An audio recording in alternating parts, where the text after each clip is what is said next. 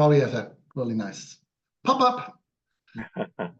People are still joining, but I want to get started. I want to welcome everybody. Thank you so much for being here for our third episode of From the Capitol to Our Classrooms, talking about championing funding for our public schools. To go a couple of rules, or a little bit how that's going to work today. If you wouldn't mind, it would be great if you could introduce yourself in the chat so we kind of know a little bit more of who's here, have an idea.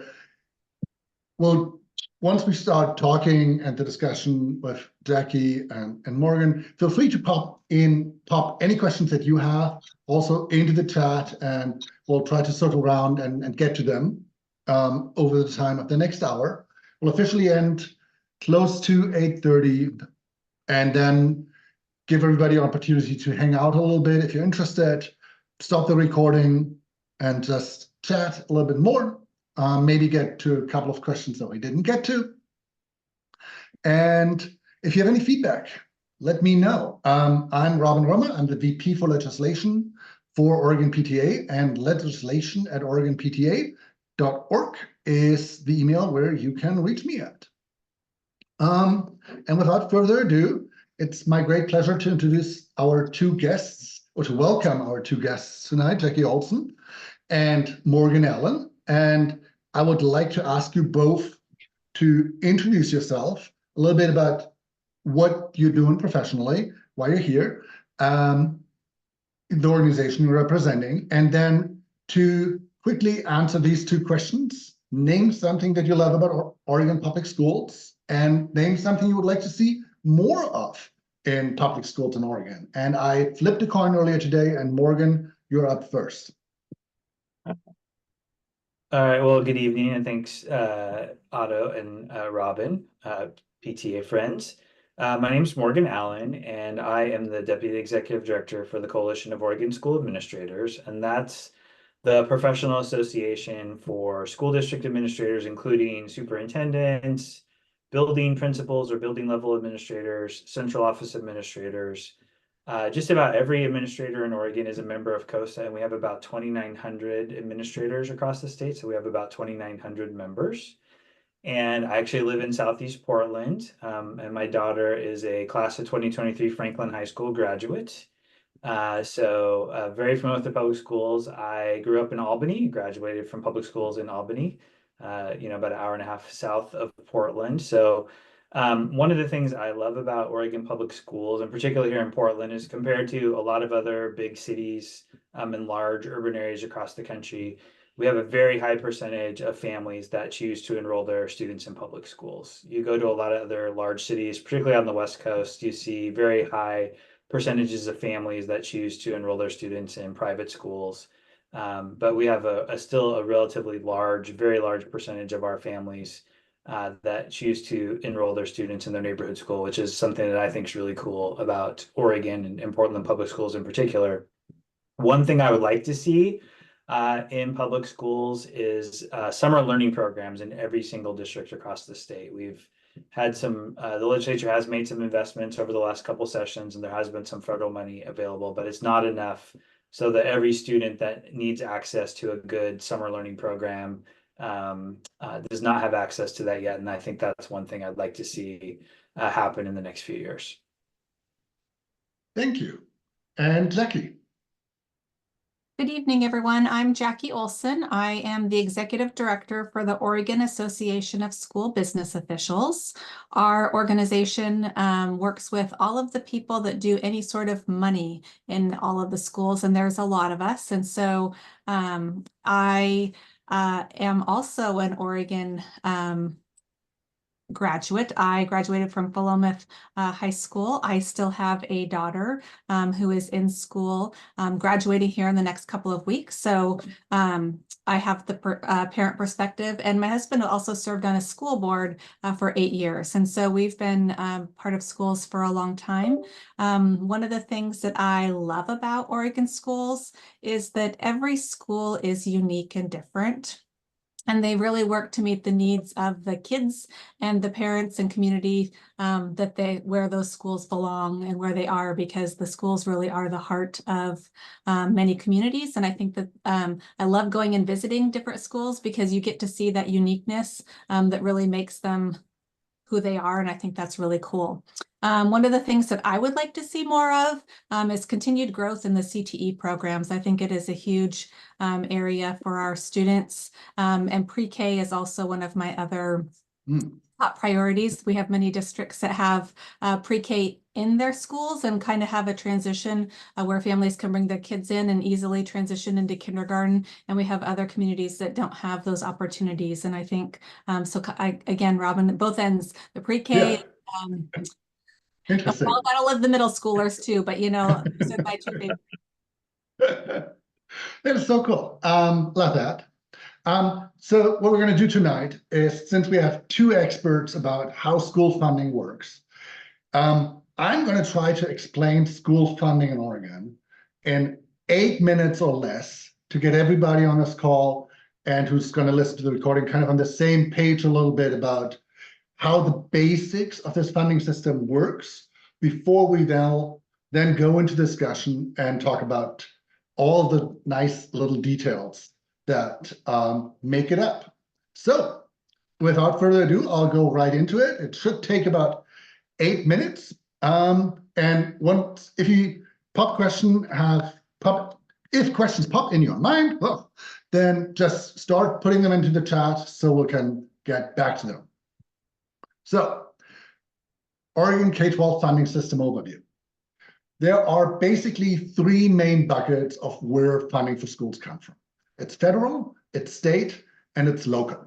And tonight, the federal funding, I want to mostly ignore because we're here to be focusing on what's happening in Oregon. But just for context, federal funding, that's mostly Title I, that's special ed, school lunches, and obviously in the last few years, it's been the COVID relief funding that's now drying up and not getting renewed, unfortunately. And I'm just going to leave federal funding at that. So let's talk about state and local funding and how they interact. So within state funding, there are 2 main buckets. One is the Student Success Act, which is the money from the corporate activity tax that was passed in 2019. And the other one is the State School Fund, SSF. And that's the infamous $10.2 billion commonly used in media and legislature to describe state funding. So, and I want to note that's $10.2 billion for 2 years because we're on biennial budgets, obviously. So where does that money come from and where does it go? The majority of it comes from the general fund, $8.8 billion. There's another about $740 million that comes actually from the Student Success Act, $600 million from lottery, $40 million from the Marijuana tax. But again, vast majority, general fund, $8.8 billion. So now you may be wondering, where does the general fund money come from? More than 80% of the general fund is personal income tax, taxes that you and I pay. About 10% is corporate income tax, so think Intel, Nike, and so forth. And then the remainder, which is about 6 to 7%, of various taxes and fees, state taxes, interest earnings from the state, liquor tax, and so forth. So I just want to show real briefly how the general fund, lottery fund has developed over time, has increased significantly in the last few years, and compare that with how the state school fund allocations has increased. I'll get to the Student Success Act at the end, so let's continue to focus on the SSF and how it interacts with local funding. Local funding, that's mostly property taxes. This biennium, the calculation shows about $5.1 billion in local taxes, 4.9 billion of which local property taxes. And those are the taxes that are affected by Measure 5 and Measure 50. General fund, lottery fund, Student Success Act, by the way, aren't affected by Measure 5 and 50. In local funding, there's some other smaller taxes that are mostly relevant for very specific regions, for example, the timber tax for those counties. So locally, then you also have the local option levies and the local school bonds at the bottom right there. We'll get back to them later, so I'll make them disappear again. The next step is really important and also a bit complicated, so I'll try to be extra precise. The state school fund, the SSF, and the local funding get hypothetically combined into one pot, which is called the formula funding. And that combined money is then distributed based on a certain formula to all the school districts in the state. And we'll get to the formula in a minute. It's a hypothetical pot because in reality, the local districts keep all their local funding in their own accounts, and the state simply uses the information of how much there is in each district to come up with the formula funding number. So there are $15.3 billion to distribute, 10.2 from the state school fund and 5.1 from local sources. Right on top, out of those 15.3, there are some carve-outs that the legislature made for specific educational purposes. And here's a list. I'll share the presentation afterward, so don't worry to try to decipher all of this. The carve-outs combined are about $230 million. And some of that actually does end up in school districts later. In addition, there are $350 million that go to education service districts, the ESDs, which use that funding to support students and districts in their region. For example, in Multnomah County, it's my understanding the Multnomah ESD pays for the school nurses that we have in our school. So next, let's get to the formula itself. The formula consists of a few grants that school districts receive. There's a small facilities grant and a high cost disability account. But the biggest two, and those are the ones on the slide, are the transportation grant, which covers between 70 to 90% of districts' transportation costs, school buses mostly. And then the biggest grant of them all is the general purpose grant, $14 billion roughly. That's the money that goes into our schools' district's general fund. So how do we decide how much each school district gets out of those $14 million? So that's the formula. And it's mostly based on the number of students that each district has, with some students carrying additional weights. So for example, students with IEPs count twice, English learners count 1.5, students in poverty or foster care count 1.25, and a few other adjustments. There's also an adjustment for teacher experience, but I don't want to get into that. So now going back to how the money is actually distributed. The way it works is that the state calculates how much funding a district should get according to the formula, checks how much local funding the district has from its sources, and then pays out the difference from the state school fund. In other words, local tax revenue always stays with each district. And that varies quite a lot between districts. A few districts are actually 100% locally funded. Those are districts that have a lot of local timber revenue, as far as I understand. And then there are those on the other end with a lot of red that really depend on state funding to supplement their their local sources.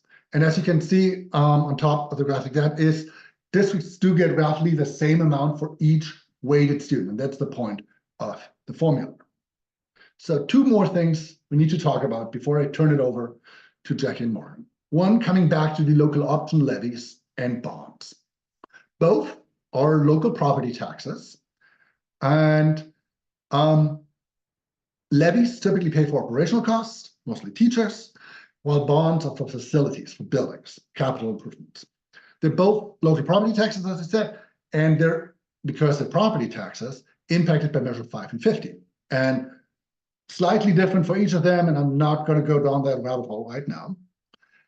What is important to know, though, is that only a small number of school districts have them. Here's a list of the school districts that have local option levies.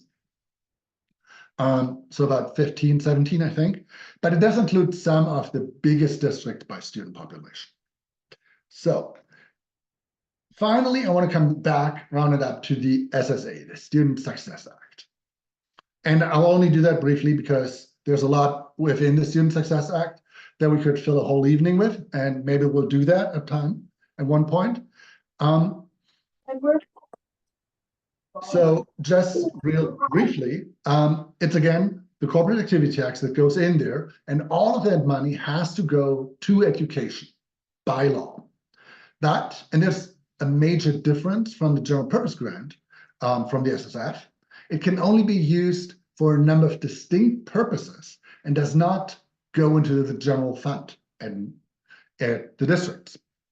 So $2.9 billion is expected for this biennium. Some of that goes to the SSF, and the remainder of it, some goes to school district for those purposes. Some goes to ODE for statewide initiatives. Some goes to early learning, which obviously is education as well. So, and that's school funding in Oregon in 10 minutes. And if you're interested, we have a more comprehensive version of this graph, which goes into a little bit more details on our website. But I want to make sure that we'll cover the basics first, the big picture before we go into details. So, Jackie, Morgan, what do you have to add? Where did I mess up?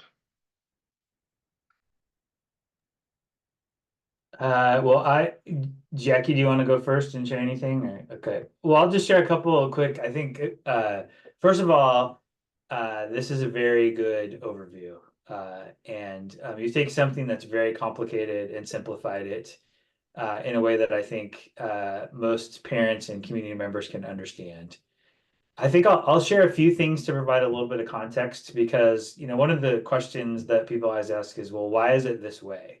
And that's kind of the obvious. How did we get here in 2024? Why is this the funding formula? So I'll share a couple of things to provide some context and kind of give people a little bit of understanding of the size and the scope of system we're talking about. So Oregon has 197 school districts and 19 education service districts. And those school districts range in size from literally 2 or 3 students. We have about, the last time I think we have about 20, maybe 24 school districts that have fewer than 100 students in the state, all the way up to very large districts like Beaverton, Salem Kaiser, and Portland Public Schools, which have, between 38 and maybe 42,000-ish students right now. The total system, there's 550,000 students across those 197 school districts. And the formula, sort of the back-end mechanisms of how all that money is distributed, really came about after the passage of Ballot Measure 5 in 1990. That was the fall of my junior year at South Albany High School here in Oregon. And that fundamentally changed school funding in Oregon. Previous to that, school funding was primarily funded by local property taxes, and the state share was very small. And when you look at Robin's graph here and you look at the $10.2 billion number and the local funding, $5.1 billion, roughly we have about a 2/3, 1/3 split right now. So 2/3 of the money that goes to school districts comes from the state and 1/3 comes from local property tax revenues. And if we were to look at graphs back into like the 80s and prior to Measure 5, that would be reversed. So when Measure 5 passed, part of that constitutional amendment was that the state would essentially pick up the difference. The promise was made at the time. You can determine yourself if that promise has been kept, that the state would make up the funding difference and basically become the primary funder of schools in Oregon. The interesting thing, and Robin showed some of the weights and sort of how that's distributed. There is a lot of detail and minutia behind those weights, but one of, I think, the important things for parents and community members to take away is the funding formula has essentially remained unchanged since it was put in place in the early 1990s. My time span as a K-12 advocate is, I'm approaching 17 and a half, almost 18 years. And in that time, the formula has really fundamentally stayed the same. The weights have stayed the same, the distribution, the mechanics how the distributions are calculated have remained relatively the same. The biggest exception I can think of in the last 20 years was a little bit more than a decade, about a decade ago. The legislature moved from half-day kindergarten to full-day kindergarten. And so we went from a half a weight for kindergarten students to a full weight for kindergarten students.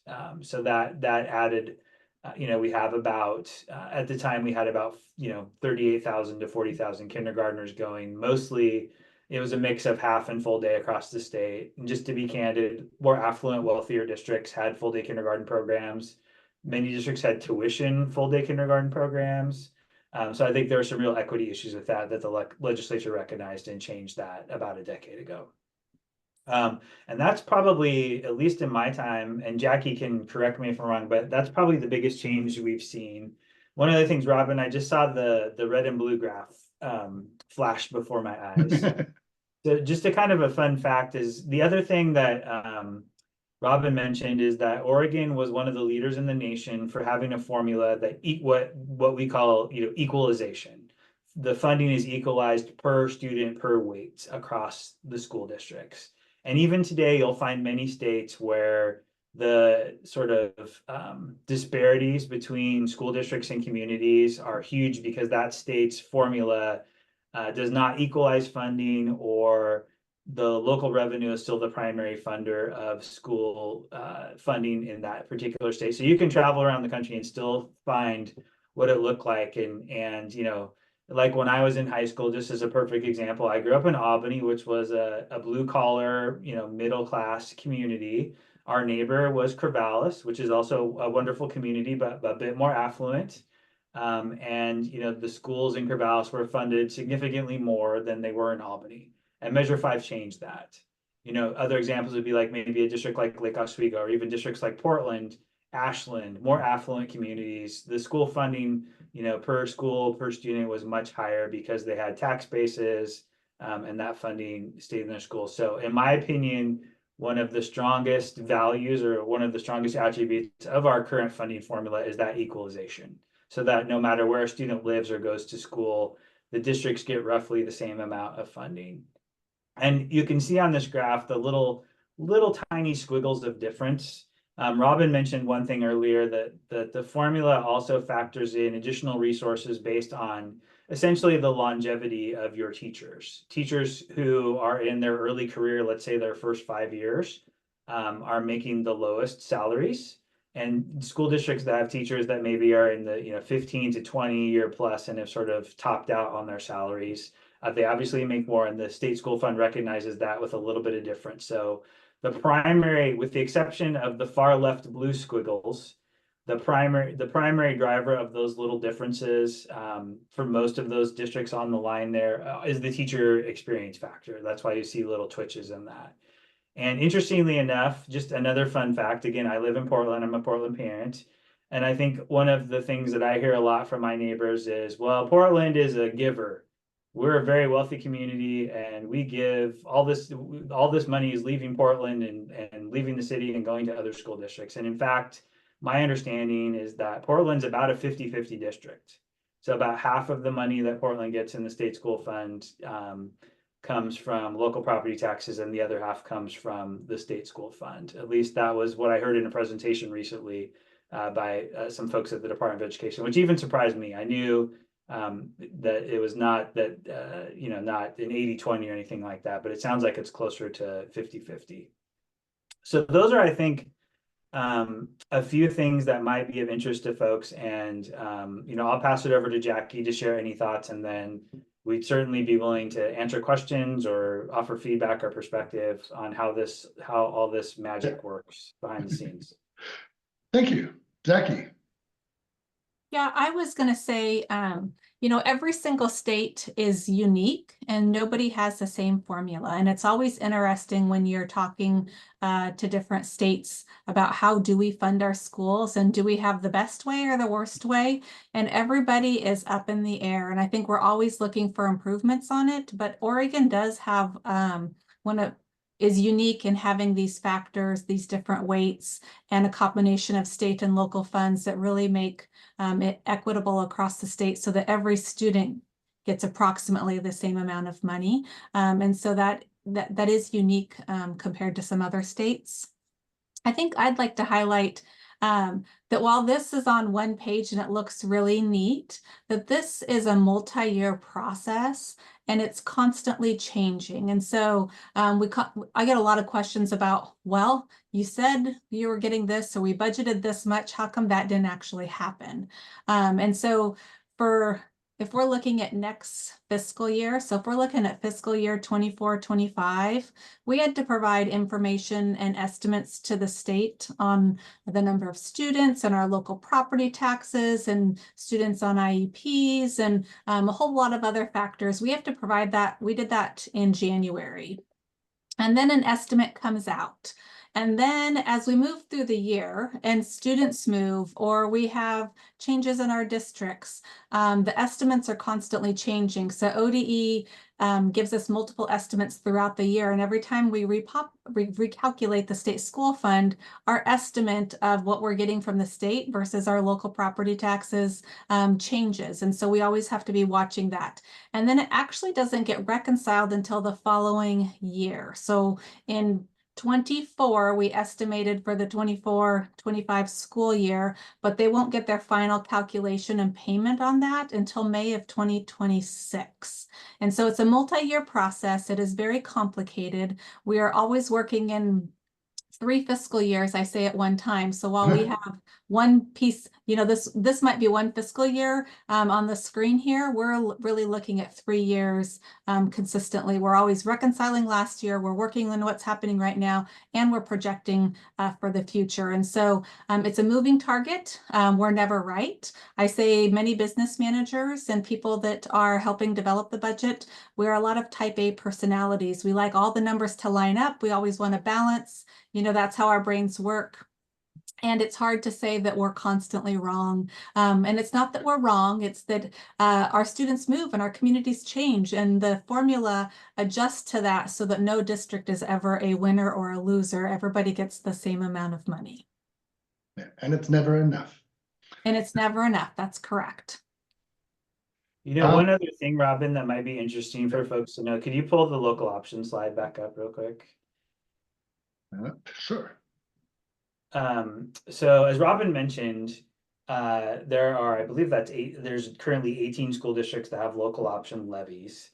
And we won't get into the mechanics of that because, as Robin said, you have to be like a PhD in astrophysics to understand compression and the intersection of ballots, measures 5, 47, and 50 in our property tax system. But as I mentioned, there are 197 school districts and only 18 of them have local option levies. But one thing that's interesting to note is those 18 districts, and I'm just very roughly estimating this off the top of my head, but those 18 school districts probably enroll somewhere between 33 and 36% of the students in the state. So roughly 1 out of 3 kids in the state lives in a school district with a local option levy. And 2 out of 3 don't. And that's something that comes up quite often about equity. And where I mentioned earlier, and Robin, you noted that everything is equalized. Local option levies and bonds do not count as local revenue. So whatever local voters decide to invest on facilities through bonds or invest in hiring staff and teachers through local option levies, that's not equalized or shared across the state. So, Portland, when the voters in Portland renewed the local option levy last night in our election, that pays for, I believe, somewhere between about 650 and 700 teachers in the district. Yeah. And so, you look at a district, you might have read some headlines about like Salem Kaiser, which is facing some really difficult budget challenges and reduced 400 positions in their budget for next year. And is going through that sort of difficult process for their community. They do not have a local option levy. So, there's definitely some advantages to having a local option levy for community. And most of the local option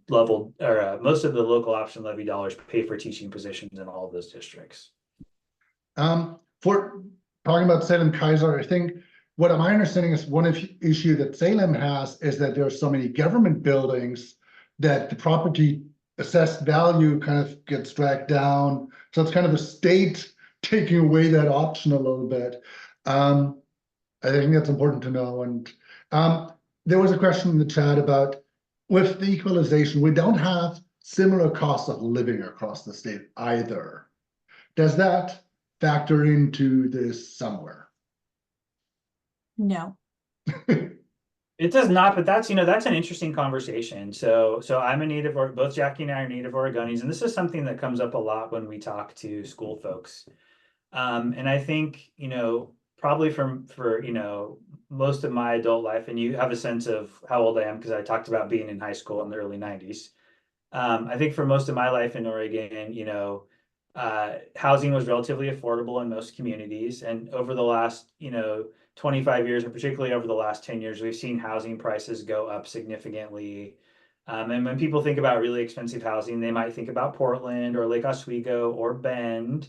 But one of the realities that we're facing across the state is that in many communities, housing is approaching metro level costs. So if you were to look in the Mid-Willamette Valley in places like Silverton or McMinnville or Corvallis, houses are comparably priced per square foot. You go to Central Oregon, places like Redmond, neighboring communities around Bend have become very expensive. Many of our coastal communities, which have become retirement destinations where the price of housing has been driven up significantly. And the dream of my childhood dream of having a little beach shack now costs $1 million, right? In many coastal towns across the state. So one of the things we hear consistently is that there's a cost of living and housing crisis in many of our communities, and it's a challenge to attract staff, especially a beginning level teacher, let's say, that's coming out, with a $40,000, maybe to $50,000 a year starting salary in their school district.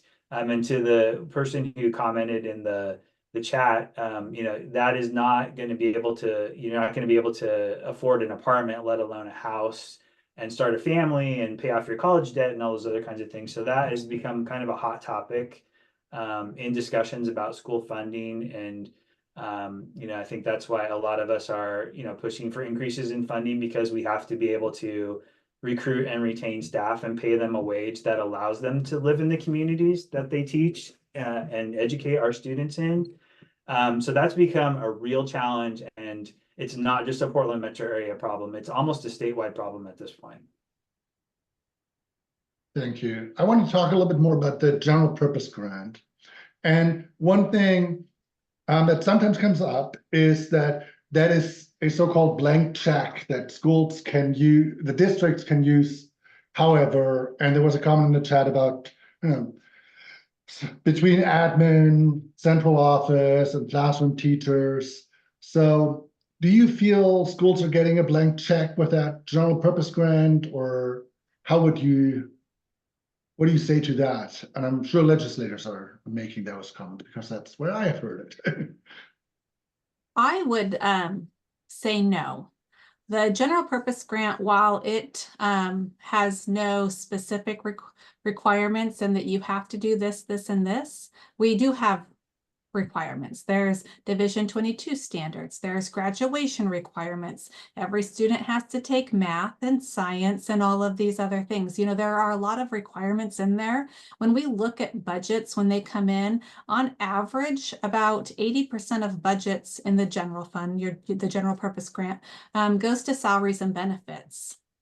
I had seen a comment about administrators, and it's really interesting when you look at the ODE report card, 48% of our staff statewide are classified, about 49% are licensed, and the additional 3 to 4% of all people in schools across the state are administrators. And so there is not a lot of room for all the extra fluff. And while I think that there is some room in there, the districts get to make some decisions about their communities. I think the general purpose grant gives the ability for districts to say, what does my school need? And the school board helps set and drive those factors with their goals and their strategic plan. And community members and parents have, a right to attend all the school board meetings and provide input and share what's important to them. And so while it may be different in each school, it doesn't mean that it's wrong, or it really is unique. And I don't think that there's no strings attached, because we do a lot of reporting on that to show where all those dollars go.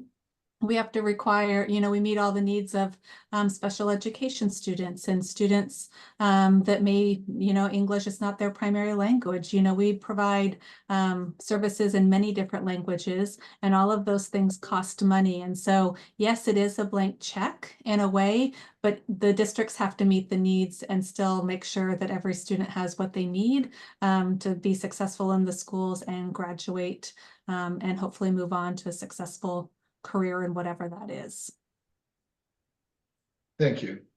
And yeah, and you never have enough to actually do all the things that you would like to do and have to do. So you're always kind of, which fire do you put out first? Renee, we're only taking questions through the chat. So please, yes. So we can, Robin, I was just kind of looking through the chat, and I can I can try to address some of the things in the chat real quickly. Go ahead. I see a comment about local option levies. That is correct. There is a statutory limit on local option levies and how much you can raise for the local option levy. But no district is at or above the cap. So for example, Portland Public Schools has the largest local option levy, which is probably the equivalent of somewhere in the neighborhood of 20% per weighted student. There have actually been a couple bills the legislature has passed in the last 10 years to raise the cap as Portland has approached it. So nobody else, like the next big districts on there, like Beaverton, nobody else is even close to the cap. So all of the local option money is currently going to those districts. I hope I addressed the comment about cost of living and some of the challenges we're seeing for school staff and trying to attract people on, in some cases, relatively modest wages in communities that are very expensive to live in, the cost of living and just sort of, how our society has changed and the need to have 2-income families and the cost of housing and student loans and some of the types of debt loads that previous generations haven't had. And, we have a very competitive job market, and many of our educators are highly skilled folks with skills that are transferable to other careers. And so, a school nurse could certainly make a lot more money, working for like a large hospital system than maybe being a school nurse. Would just be one kind of example of a highly skilled person that could make a different career choice. I see the question about classified staff and licensed staff. So as Jackie has mentioned, the largest, at least if you look at the reports, about half of our staff expenditures are in classified staff. So think about, that's your instructional assistant in your classroom, that's your school bus driver, that's your person working in nutrition services. Those are the administrative assistants at the school. So a lot of the folks that are there to support our teachers and help our systems go and keep the doors open and the heat on and other things like that. When we talk about licensed staff, we're generally talking about teachers, but that can include people like school nurses or school psychologists or other specialists that require specialized training or licensing from some of the health licensing boards in the state. And then administrators, when we're talking about admin, that's generally my members. And again, to give you perspective, 197 school districts, 550,000 kids. We have almost 100% administrator membership in our professional association. So that's about 2,900 administrators, 2,900 to 3,000 administrators in our school system statewide that are in administrative type positions. So let's see here. Let me interrupt you real quick right there and talk a little bit about special education. It's something that comes up a lot, and it's definitely one area that we're hearing a lot of needs. So if we can talk very briefly about kind of where does special education funding kind of in this big picture come from? What are different sources? And then the specific question of a special education student that is based also, for example, English learner or in poverty, and how do those rates interact with each other? You want me to take that one, Morgan? Sure. All right, so special education funding can come in a couple of different ways. The first is with IDEA funding that comes from the federal government. And so we do have funding that comes just for special education. It is much smaller than what comes from the state. From the state, we get one of the weights that students could get or qualify for is if they are on an IEP, they will get an additional weight within the state school fund formula. One of the issues that we have continued to talk about, and I'm sure is going to be part of our discussion next year as we are enter another legislative session, is that cap. The formula caps each district at 11% funding on their special education. So if they had 18% special education students or students on an IEP, they're only getting the additional weight for up to 11%. And so there is this cap where if you have a district that has more special education students than that, you're paying for that out of the other general fund dollars as well. You don't get additional funding for every student you have on an IEP. Some districts do, some of them are close to the 11%, but I would say we're probably close to about 80 to 85% of our districts are over that cap at this point. The weights come in to pay for many additional things. Some of the stuff that Morgan has talked about, some students require additional services, whether they are a speech language pathologist or psychology services or testing, all of those different things. We also have students that require OT, occupational therapy or physical therapy in order to access their education. And so those services are paid for from some of those dollars. There's lots of different things, and all of those things cost a lot of money. The other piece, there's a couple other pieces of special education funding. One of them is high cost disability. So we do have districts that have students with really high needs, and sometimes those can get into the hundreds of thousands of dollars that they pay for a student. And so the state has a calculation within the funding that if we spend more than $30,000 on a student, any amount that we spend over $30,000 may be reimbursed by the state. And I say may because there's a set pot of money and all the districts submit their expenses on an annual basis, and then it's divided between those students. And so this year we were about 48 cents on the dollar that we were reimbursed for. And so when you look at that, the additional costs that districts have to cover all come out of those general purpose dollars that we talked about to make sure that yes, we're spending them on different things, but there are still requirements that have to be met in there. And so if districts have a number of high cost students, there's a lot of funds that could be, dedicated directly to those. Robin, go ahead, sorry. No, go. I wanted to switch I over. was just gonna say, just following up real briefly, because I saw some questions and comments in the chat about that. I think, one of the things that everybody's grappling with right now is. Oops, Morgan, you muted. I think, and then we want to try to cover whatever else might be, in the chat if we have time. I think one of the things that's really important for parents and community members to understand, and I think it's something that everybody's grappling with, from the governor to the legislature to school boards to teachers, administrators, people working in the school system, people who have, children or grandchildren in the school system, is post-pandemic, the needs of our schools have changed. The needs of our students are greater than they've ever been. And schools are being asked to step in and do a lot of things that they've done at some level in the past. But I think we've all seen, reports and data about the social and emotional and mental health crisis that our youth are facing, for example, would be one good area. We see an increasing number of students with very complicated medical and special education needs that require significant numbers of staff and specialized training and supports to make sure that those students are able to access their education. So the things that our schools are being asked to do, we have, I believe, somewhere in the neighborhood of 20,000 students in Oregon that have that 550,000 that are considered homeless. So they're couch surfing every night. They don't have a stable place to live. Our schools, many of our schools are providing 2 or 3 meals a day to students. And so the sort of wraparound services, the social, emotional, the mental health, supporting the sort of Maslow's, basic hierarchy of needs for our students has taken up more of our budgets and more of our time, and put a lot of stress on our ability to focus just on academics, because it's really hard for a student to come to school and focus on their math lesson if they haven't had breakfast, or if they're having a mental health crisis, or they experienced trauma during COVID. So I think that's something that's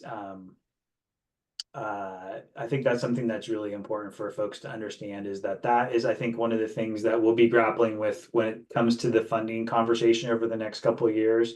There would be some people that say, oh, there's fewer students in the system, so not as many widgets in the factory, so the factory doesn't need as much money to run. But the reality is that both the academic and social emotional needs of our students are far more complex and costly than they were even just a few years ago. And I wanted to bring up the other thing where there's also no money for: capital, buildings, aging school buildings. How do you, could you comment on that? I'll just put it on that like that. Well, I mean, I think facilities is definitely a story of have and have nots. In Oregon, the primary responsibility for construction of school buildings and maintenance of facilities is at the local level. So, for those of us that live in Portland, we are very fortunate. Our voters have repeatedly passed gigantic bonds. But if you go to other communities, we have schools that haven't built a new school building for 50 years. We have 100-year-old school buildings all over the state. And in my opinion, facilities is a real emerging and pressing equity issue. I think when students come to a building that clearly is past its life expectancy, when it's cold or smelly or moldy, that sends a subtle message to the student every day, and not a good one in my opinion. And so there are many, just last night in the election statewide, I believe there were around 14 bonds on the ballot last night, and I believe 6 of them passed and 8 of them failed. So less than 50% of the asks of local voters across the state in varying communities for replacing or building new schools passed across the state. So places like Portland are very fortunate that our voters have invested billions of dollars in our schools. But the majority of school districts across Oregon are not as fortunate, and facilities is a huge challenge. Yeah. And in that funding picture that we have here, it's really the local school bonds, and there isn't too much anywhere else in that state funding pot, especially, is my understanding. We're running a little bit out of time, so I want to again switch a little bit and talk about how this interacts with the QEM. Because the QEM number in the media is typically for the last year was 13.2 billion. Now you might look at that chart and say, well, we had $15.3 billion formula funding, so are we fully funded? Where does that go wrong?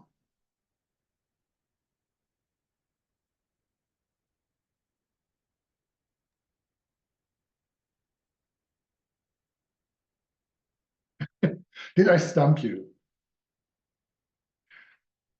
So, and my understanding is that the QEM number, the headline QEM number, already accounts for local funding. So what we're hearing in 13.2 is basically the actual QEM number is 13.2 plus the 5.1 plus the federal funding. So the actually funded QEM is somewhere closer to $19-20 billion. And it only they take all those parts out to arrive at what the state should be. Does that make sense? Does that sound? Yeah, I mean, I think and I would have to go back and look. In my time, over the last 17 or 18 years, the gap between funding in the state school fund and the QEM recommended level has fluctuated somewhere between 80 and 90-ish%, and it's on the high end now. I believe it's more towards the 90, maybe a little bit more than 90% right now. So the legislature has definitely closed the gap recently on the QEM recommendation. The other thing that's, I think, important to know, the legislature during the 2024 session passed a bill to essentially do a deep dive and a study of the quality education model. I know you heard from the chair in one of your recent hearings, so I won't repeat that stuff, but I think essentially the short version is the QEM was designed to figure out how to get, I believe it's 90% of the students to a 4-year diploma. It's a lot more complicated than that. I think you're having future guests from like OEA, maybe their president who's on the Quality Education Commission, Reed, who could do a much better job explaining the quality education model and the work they do than us. So I don't want to get too far into that other than to say I think that has always been a hot topic of conversation since its creation back in 1999. Yeah, I'll make sure to ask. Appreciate that.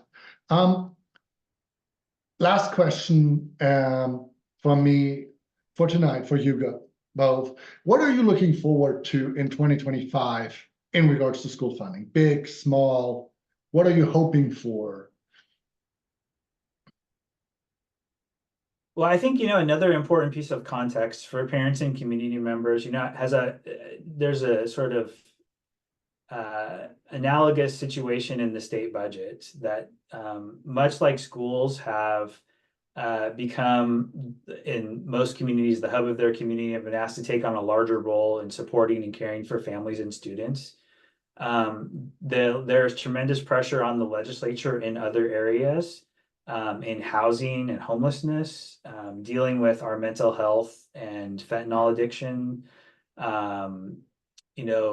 Another thing that's hugely different over the last decade was the passage of Medicaid expansion at the federal level, Obamacare, where now Oregon, provides healthcare coverage, and appropriately so, in my opinion, to basically 100% of children across the state. So there are tremendous pressures on the budget, and there are issues that the legislature and the governor are grappling with that didn't exist, for lack of a better term, 10 years ago, that are putting tremendous stress and strain on the budget availability. So I certainly think, revenue needs to be part of the conversation. And I think one of the things that we need to do in K-12 is have a better conversation with policymakers about, sort of the core of a functioning society is public education. It's, I know it's a little bit cliche, but it's the great equalizer. And there's, innumerable studies and research that shows that investing in public education pays off in massive dividends later on down the budget line. So I think that Governor Kotek, after the Portland strike, has I think made a lot of commitments that give a lot of hope to K-12 advocates, and has convened a lot of conversations about funding and behavioral health and mental health in schools. And I think the thing I'm most looking forward to is I'm very cautious. I'm very optimistic that Governor Kotek will recognize some of the challenges that are facing our students and our school system. And I think I'm very optimistic that that's going to be reflected in her budget proposal for 2025. Thank you. Jackie, what are you looking forward to? I am looking forward. There's many groups right now, a lot of advocacy around many different things of all schools. We have accountability, we have funding, just what is really needed. And I am looking forward to us coming to some agreements on what that is, whether it's a current service level, whether it's QEM, whether it's the state school fund. It'd be great if we all got on the same page about what's needed, what inputs do we use, how do we fund our schools, and even if we can't do that in one biennium, that we have a plan of how we're going to get there moving forward. That's what I am hopeful for. Thank you. Thank you both so much. I have a couple of announcements that I would like to share with all of you here and on the recording. One is we put together a document with some more detailed resources on education funding, basically the background material to the chart, and I will send that out with the follow-up. And if you have other resources that should be added or a better way to present it and make it a little bit more nicer, love to hear that. Upcoming episodes for August, we have the School Board Association. In September, we'll hear from the Oregon School Employees Association. In October, from the Teachers Association, the Oregon Education Association. For June, I don't have a confirmed speaker yet. And I'm looking, I have a couple of conversations going, but I would be really interested to hear from all of you what you would love to hear about. We could talk about more about the Student Success Act. We could try to get somebody from the ODE, maybe the business community. We could look at different states. The governor is in the chat. We can try that to have her at some point. So look out for that survey, and I'm really interested in your ideas here.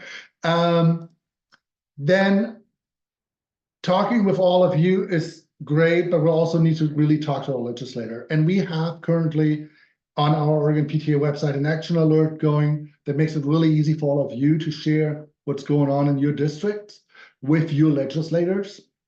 And so please fill that out, send something to your, thank you, Ashley, to your legislator. And there's also a link to kind of like a social media toolkit. So if you have like Facebook newsletters in your community, please share that so that other people from your community also participate and the legislator really hear how much of an issue this is in all of our communities across the state. I also wanted to highlight that combination of community members, groups in Portland recently did 2 town halls with legislators and candidates for office. They were really well attended and went really well. Would love to see that across the state. If you're interested in holding a town hall in your city, district, whatever, we have basically a package that we can work with you. We have like the flyers, the questions, the setup, all of that to make it really easy. If you're interested in that, reach out to me, legislation@OregonPTA.org. And that's it. Thank you so much, Morgan, Jackie, for being here, spending this evening with us, for letting us pick your brains, and for sharing your knowledge and your wisdom. And with that, I'll stop sharing and I'll stop recording. Where was that one?